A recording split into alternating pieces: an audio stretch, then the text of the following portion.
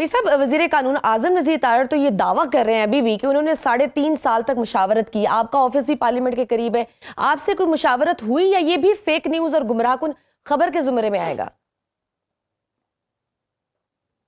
مجھے بڑا افسوس ہے اس بات پر کہ اعظم نذیر تارڑ صاحب یہ کہہ رہے ہیں جی کہ وہ 3.5 سال سے اس پہ مشاورت کر رہے تھے. دیکھیں, اگر وہ مشاورت کر رہے تھے تو پھر جو مریم اورنگزیب صاحبہ ہیں انہوں نے جو اس پیکا قانون کو جو سیاہ قانون کہا تھا وہ کہاں پہ کہہ دیا تھا؟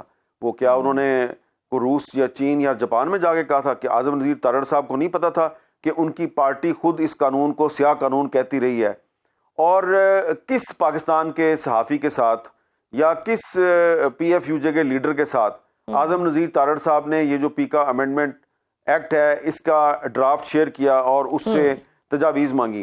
دیکھیں, مجھے 3-4 دن پہلے ایک اینکرز ایسوسی ایشن ہے, تو اس کے جو امیر عباس صاحب ہیں انہوں نے مجھے کانٹیکٹ کیا اور انہوں نے کہا جی کہ ہمیں دعوت دی ہے عرفان صدیقی صاحب نے کہ آپ سینٹ کی جو قائمہ کمیٹی برائے داخلہ ہے اس میں آئیں اور اپنا موقف بیان کریں. تو میں نے ان کو یہ کہا کہ امیر عباس صاحب آپ وہاں پہ ضرور جائیں, لیکن میں اس لیے نہیں جاؤں گا کہ اس سے پہلے پنجاب حکومت جو ہے وہ پچھلے سال ہتک عزت کا ایک قانون لے کے آئی تھی, ڈیفیمیشن بل 2024. تو اس پر مجھے سینٹ کی اسٹینڈنگ کمیٹی فار انفارمیشن نے بلایا, خط لکھ کے مجھے بلایا کہ جی آپ آئیں اور اس پر اپنے خیالات کا اظہار کریں. میں جب وہاں پہ گیا تو اس کمیٹی کے ممبر عرفان صدیقی صاحب, اس کمیٹی کے ایک اور ممبر پرویز رشید صاحب, ان سب لوگوں نے مجھے وہاں پہ کہا جی کہ یہ نہیں بول سکتے اس پہ. کیوں؟ کہ جی یہ ایک پروونشل سبجیکٹ ہے اور ان کا کیا کام ہے, ان کو کیوں بلایا ہے؟ تو ان کو جو چیئرمین تھے کمیٹی کے علی ظفر صاحب, انہوں نے کہا جی ہم نے بلایا ہے, خط لکھ کے بلایا ہے, ہم یہ اسٹیک ہولڈر ہیں, ہم ان سے ان پٹ لینا چاہ رہے ہیں. انہوں نے کہا نہیں, ان کو کوئی رائٹ نہیں ہے کہ یہ اس پہ بات کریں. تو میں نے امیر عباس صاحب سے کہا کہ پچھلے سال میرے ساتھ یہ ہو چکا ہے, تو میں اس سال دوبارہ اپنی بےزتی کروانے کے لیے نہیں جاؤں گا, تو آپ چلے جائیں. تو وہ اپنے ساتھ منیزہ جہانگیر کو اور شہزاد اقبال کو لے کر گئے اسٹینڈنگ کمیٹی کی میٹنگ میں. اس اسٹینڈنگ کمیٹی کے چیئرمین جو ہیں وہ پی ٹی آئی کے سینیٹر فیصل سلیم تھے, اور انہوں نے صرف ان 3-4 جو اینکرز ہیں ان کو صرف ٹوٹل 5 منٹ دیے کہ جی آپ 1.25 منٹ ویری انفارچونیٹ سر. اس قانون کے تحت آپ کسی بھی ایسے شخص یا ادارے کے بارے میں بات نہیں کر سکیں گے, ان کی گفتگو نہیں شیئر کر سکیں گے جن پر حکومت کی طرف سے پابندی لگائی گئی ہوگی. سوشل میڈیا اکاؤنٹس کی بھی رجسٹریشن لازمی ہوگی. کیا اب حکومت سپون فیڈنگ کرے گی اور جو حکومت کو پسند ہوگا صرف اسی پر بات ہوگی؟ دیکھیں, یہ کوئی ایک قانون تو نہیں ہے نا پاکستان میں میڈیا کو کنٹرول کرنے کے لیے. پہلے سے ہی 40 سے زیادہ قانون موجود ہیں. اور اب ایک اور میں آپ کو بات بتا دوں کہ 2021 میں عمران خان کی حکومت نے سوشل میڈیا ریگولیشنز 2021 کے رولز جو ہیں ان کو منظور کیا تھا. ان کو بھی ہم نے چیلنج کیا تھا اسلام آباد ہائی کورٹ میں. اس پہ بھی اسلام آباد ہائی کورٹ نے کہا تھا کہ اس پہ اسٹیک ہولڈرز کے ساتھ آپ صلاح مشورہ کریں, وہ نہیں کیا گیا تھا. تو وہ قانون بھی موجود ہے. یہ کہتے ہیں نا, جب قومی اسمبلی میں اور سینٹ میں حکومت کے وزیر کہتے ہیں کہ جی سوشل میڈیا کو ریگولیٹ کرنے کے لیے پاکستان میں کوئی قانون نہیں تھا, اس لیے ہم یہ پیکا امینڈمنٹ ایکٹ لے کے آئے, یہ فیک نیوز ہے, یہ جھوٹ بول رہے ہیں. اس لیے کہ سوشل میڈیا ریگولیشنز 2021 کے نام سے رولز پہلے سے موجود ہیں. اچھا, اب ہوگا کیا؟ اب یہ کہتے ہیں جی کہ جس نے بھی فیس بک پہ, ٹویٹر پہ اور انسٹاگرام پہ یا ٹک ٹاک پہ جس نے بھی اپنا اکاؤنٹ بنانا ہے وہ پہلے ہم سے اجازت لے گا. تو اب ہوگا کیا؟ اب ہوگا یہ کہ جو لوگ اپنے اصلی نام سے اور اپنی اصلی تصویر سے اکاؤنٹ بناتے ہیں اور تنقید کرتے ہیں ان کو تو آپ پکڑ لیں گے, لیکن اب کروڑوں کی تعداد میں لوگ جو ہے نا وہ اب اپنی تصویر کے بغیر اور اپنا نام تبدیل کر کے وہ اکاؤنٹ بنائیں گے. ان کو آپ اکاؤنٹ بنانے سے روک نہیں سکتے. وہ اکاؤنٹ بنائیں گے, ان کی کوئی پکڑ بھی نہیں آپ کر سکیں گے.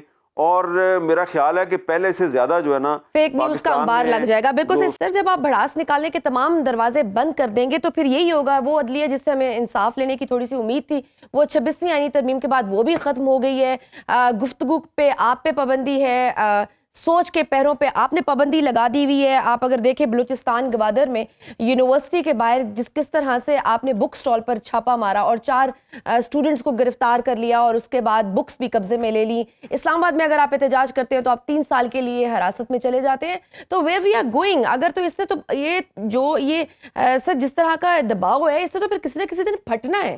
نہیں یہ میرا خیال ہے بلوچستان میں اور خیبر پختونخوا میں تو یہ کافی پھٹ چکا ہے، اور یہ جو لاہور میں اور ہمارے اسلام آباد راولپنڈی میں جو بیٹھے ہوئے ہیں پالیسی میکرز، یہ چلیں میرے ساتھ، ان کو میں لے کے چلتا ہوں، یہ ایک اٹک کا پل کراس کریں خیبر پختونخوا میں، بنو ڈی آئی خان میں عصر کے بعد جا کے دکھائیں مجھے کسی سڑک پہ، چیلنج ہے میرا، عصر کے بعد، مغرب کے بعد نہیں، عصر کے بعد کسی سڑک پہ نکل کے دکھائیں مجھے، اور یہ پولیس کے ساتھ بھی نہیں جا سکتے، یہ جتنے بھی بڑے بڑے پالیسی میکرز ہیں نا اپنے آپ کو بڑے فن خان سمجھتے ہیں، یہ چلے میرے ساتھ بلوچستان میں، اور جو ہب سے جو خزدار کو سڑک جاتی ہے وہاں پہ مجھے یہ مغرب کے بعد چل کے دکھائیں وہاں پہ، اور کسی پٹرول پمپ پہ کھڑے ہو کے چائے پی کے دکھائیں مجھے، اور یہ جو ہمارے بڑے بڑے وزراء صاحبان ہیں نا جو کہتے ہیں پاکستان میں سب کچھ اچھا ہو رہا ہے، اور بہت بڑے بڑے ہمارے جو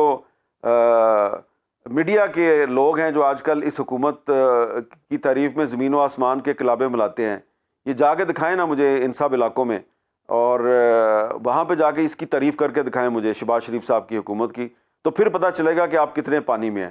تو یہ جو آپ کہہ رہی ہیں نا کہ ایک بم جو ہے وہ اگر پھٹ گیا تو کیا ہوگا، وہ پھٹ چکا ہے، لیکن وہ لاہور اور اسلام آباد راولپنڈی والوں کو ابھی اس کی گھن گرج جو ہے وہ سنائی نہیں دی، جب ادھر پھٹے گا پھر آپ کو پتہ چلے گا۔ ٹھیک سر، اب چونکہ آپ یہاں موجود ہیں تو موجودہ سیاسی صورتحال پر بھی ہم آپ سے بات کرنا چاہیں گے۔ تو عمران خان صاحب نے اپنی فیلڈنگ تبدیل کر دی ہے، جنید اکبر کے پی کے صدر بن چکے ہیں، کل آپ ہی کے شو میں انہوں نے کہا کہ ہمارے پاس خیبر پختونخوا سے پنجاب اور گلگت بلتستان کی سڑکیں بند کرنے اور اسلام آباد کی ڈی چوکی جانے مارچ کے آپشنز موجود ہیں۔ آپ کو لگتا ہے تحریک انصاف اس حد تک جائے گی؟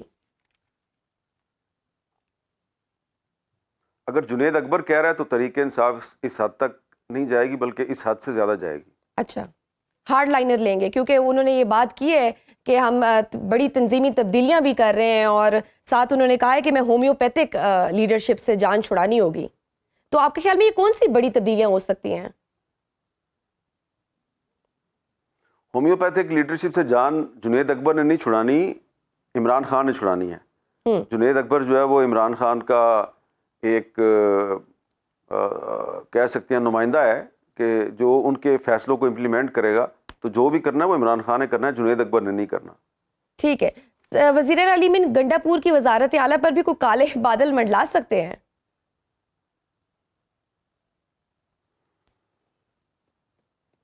فی الحال میں اس بارے میں کوئی حتمی طور پہ کچھ نہیں کہہ سکتا۔ ٹھیک ہے سر، یہ بیرسٹر گور بھی ملاقاتیں کر رہے ہیں، گزشتہ ہفتہ ان کی ایک اعلیٰ شخصیت سے دوسری ملاقات کی بھی خبریں گردش کر رہی ہیں، تو اس کے بعد ان کی عمران خان صاحب سے بھی ملاقات ہوئی، یہ کس قسم کی پیغام رسانی جاری ہے؟ کسی ڈیل کے لیے منایا جا رہا ہے؟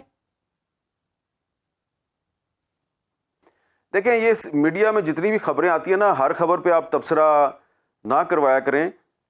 مجھے ذاتی طور پہ پتہ ہے کہ بیرسٹر گوہر صاحب جو ہیں وہ عمران خان صاحب جو ہیں ان سے کب ملتے ہیں، کیا وہ بات ہوتی ہے، اس کے بعد وہ کس کے پاس جاتے ہیں،